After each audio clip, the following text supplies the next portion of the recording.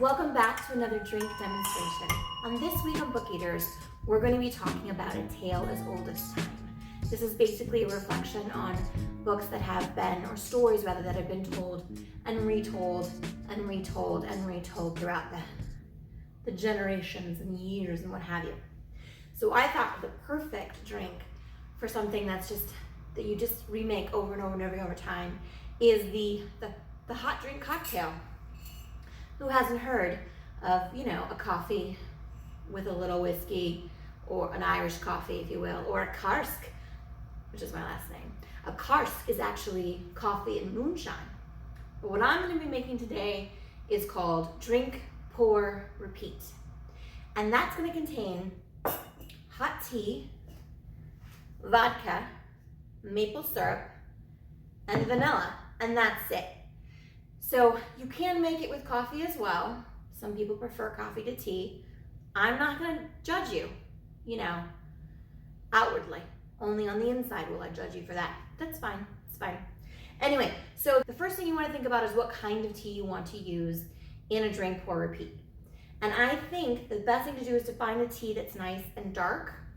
So I've chosen Bigelow Vanilla Caramel today. That's what I brewed in this teapot. But basically any oolong type tea or Rubio's or even a chai would work perfectly for this drink.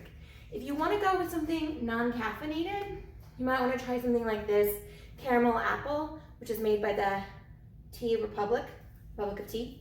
You don't want to do like a sleepy time tea. You definitely want to stay away from your Earl Greys or flowery type teas because the maple syrup really conflicts with that a little bit, I think.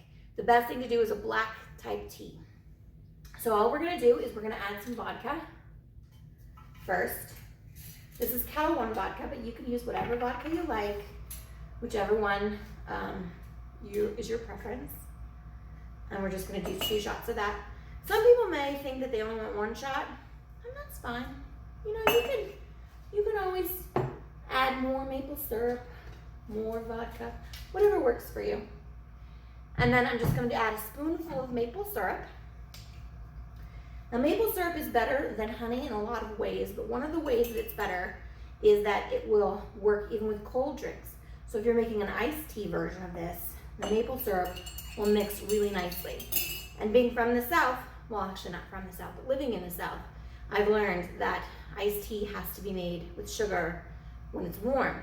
But maple syrup doesn't need warmth. It'll blend nicely even with cold. And then just a splash of vanilla. This is homemade vanilla, but you can get just the vanilla extract at the store, and that works great. And you just want a little splash. And then all that's left is to add your coffee or your tea. So I'm gonna just go ahead and pour my tea in here. Love that sound. Stir it up.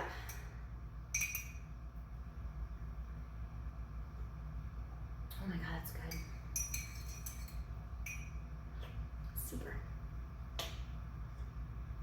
And it's the perfect beverage for like an afternoon drink or even like an evening drink when you're reading a book or when you're listening to a podcast.